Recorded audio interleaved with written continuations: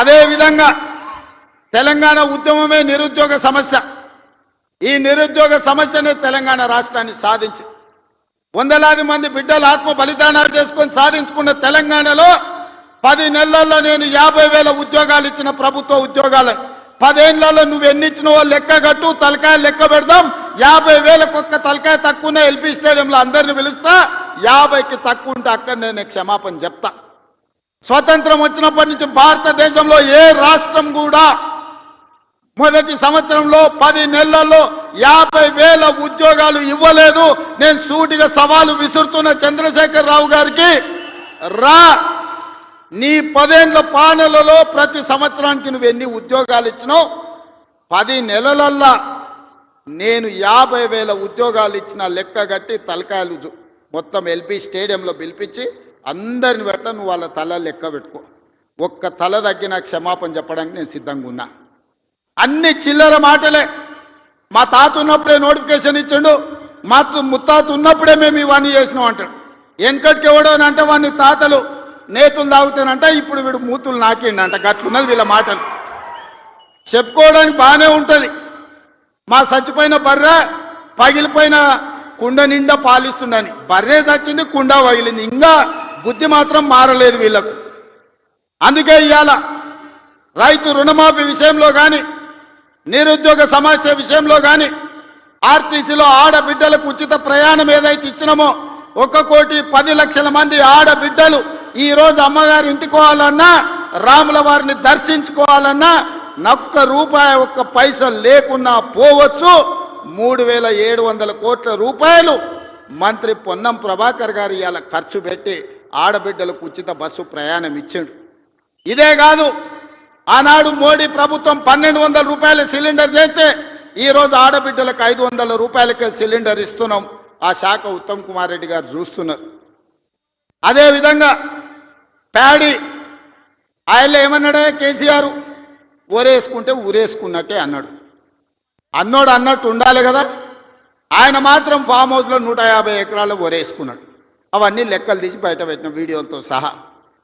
మా సార్ అట్లా వేసుకున్నాడు కానీ అని వాళ్ళ తాబేదారులు వచ్చి చెప్పారు.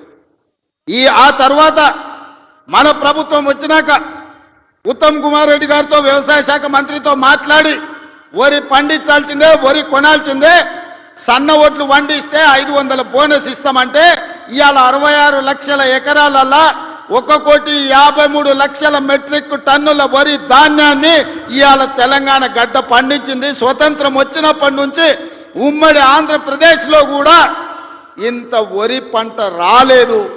ఇవాళ మన 10 నెలల ప్రభుత్వంలో 1,53,00,000 మెట్రిక్ టన్నుల వడ్లు పండించిందంటే అది మన రైతన్నల గొప్పతనం కాదా? గతంలో వడ్లు అంటే కాళేశ్వరం నీళ్లు తెచ్చిన అన్నాడు. ఆ దిక్కుమాలినోడు కట్టిన కాళేశ్వరం మేడిగడ్డ, అన్నారము, సుందిల్ల 3 కుప్పగూలినాయి. వెనకటికి కూడా పనిమంతుడు పందిరేస్తున్నట్ట కుక్కతో తలిగి కూలిపోయిందంట. కాళేశ్వరం కట్టిండెప్పుడు, కూలిందెప్పుడు? 1,00,000 కోట్లు నిండా మింగిండు, ఫామ్ హౌస్లో బోర్లో వండిండు.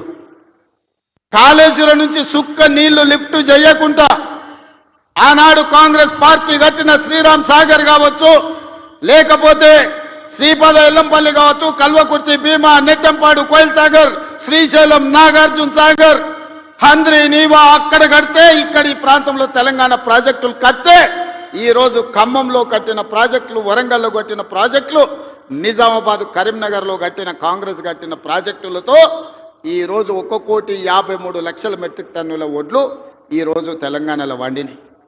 1,00,000 కోట్లు కాళేశ్వరంలో కాంట్రాక్టర్లకు కాలబెట్టిండు. పాలమూరు రంగారెడ్డికి 20,000 కోట్లు కాలబెట్టిండు. ఇంతవరకు సుక్క నీరు రాలేదు. కాళేశ్వరంలో 52,000 ఎకరాలకు ఇచ్చాడు. 1,00,000 కోట్లు కాంట్రాక్టులకు బిల్లు ఇస్తే 52,000 ఎకరాలకు నీళ్ళు వచ్చినాయి. ఈసారి అవి కూలిపోయి అది కూడా రాలే. ఇప్పటి వరకు చంద్రశేఖర్ రావు గారు ఈ 10 ఏళ్లల్లో 1,83,000 కోట్ల రూపాయల ప్రజాధనాన్ని ఇరిగేషన్ ప్రాజెక్టుల మీద పెట్టిండు. నేను సూటిగా అడుగుతున్నా, ఏ ప్రాజెక్ట్ అయినా నువ్వు పూర్తి చేసినవా? ఏ ఒక్క ప్రాజెక్ట్ అయినా తెలంగాణ ప్రజలకు అంకితం చేసినవా? ఇది పూర్తయింది, ఇది ప్రజలకు అంకితమైంది, దీంట్లో నీళ్ళు వస్తున్నాయని చెప్తావా అని నేను అడుగుతున్నా.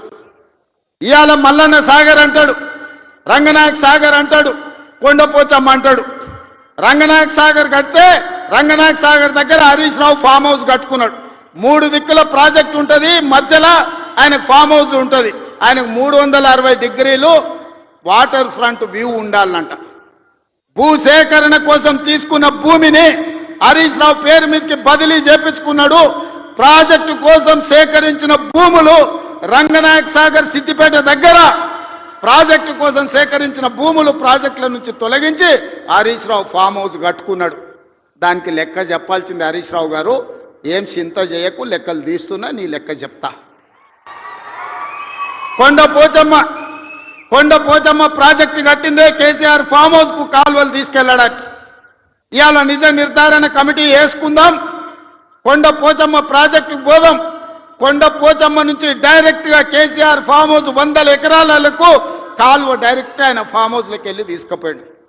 1000 కోట్లు ప్రజలే ఖర్చు పెడితే నీ ఫామ్ హౌస్కు నీళ్లు తీసుకెళ్తావా? ఇది న్యాయమా? చంద్రశేఖరరావు గారు, నిన్ను నమ్మి నీ చేతిలో రాష్ట్రం పెడితే, నీ కొడుకుని మున్సిపల్ మినిస్టర్ పెడితే జన్వాడలో 111 ఫామ్ హౌస్లు కట్టుకుంటాడు.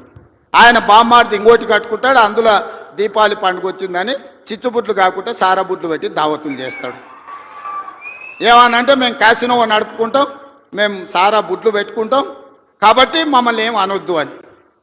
అంటే బావ కళ్ళల్లో ఆనందం చూడడానికి ఆయన బామ్మార్ది ఏమి తాగి తందనాలు ఆడినా డ్రగ్స్ తీసుకున్నాడు ఆ ఇంట్లో దొరికినా కేసు పెట్టొద్దా? ఒకసారి ఆలోచన చేయండి. ఎంత సిగ్గు లేకుండా మాట్లాడుతున్నారంటే, డ్రగ్స్ తీసుకున్నాడు దొరికిండు కదనే వాడు మొత్తం అందా, అవును నేను డ్రగ్స్ తీసుకున్నాను వాడు ఒప్పుకుండు, డ్రగ్స్ ఉన్నోడు దొరికిండని వీడు ఒప్పుకుండు, కానీ వాడిని పట్టుకోవద్దంట పోలీసోడు. ఎందుకంటే మేము బీఆర్ఎస్ నాయకులం కాబట్టి మమ్మల్ని ఏమనొద్దని. ఈ రాష్ట్రంలో ఈ దేశంలో బీఆర్ఎస్ వాళ్ళకి ఏమైనా కొత్త చట్టం ఉందా? ఇడిచిపెట్టాలా? ఊర్లో డ్రంక్ అండ్ డ్రైవ్ అని పిల్లలు ఇవ్వడానికి తెలియక తాగితే నోట్లో పుల్ల పెట్టి ఊదిచ్చి వాని బండి గుంజుకొని వాని పోలీస్ స్టేషన్లో పెట్టి వాని ఈపులు వలగొట్టి వాని దగ్గర 5,000 వసూలు చేస్తున్న సన్నాసి, నీ బామ్మార్ది డ్రగ్స్ తీసుకున్నాడు ఇంట్లో దొరికితే, అక్రమంగా ఫామ్ హౌస్ కట్టుకుంటే, వాని ఇంట్లో విదేశీ మద్యం దొరికితే వాని మీద కేసు పెట్టొద్దు అంటున్నావంటే చట్టం నీకోటి పేదోళ్ళకి ఇంకొక చట్టమా అని నేను అడుగుతున్నా.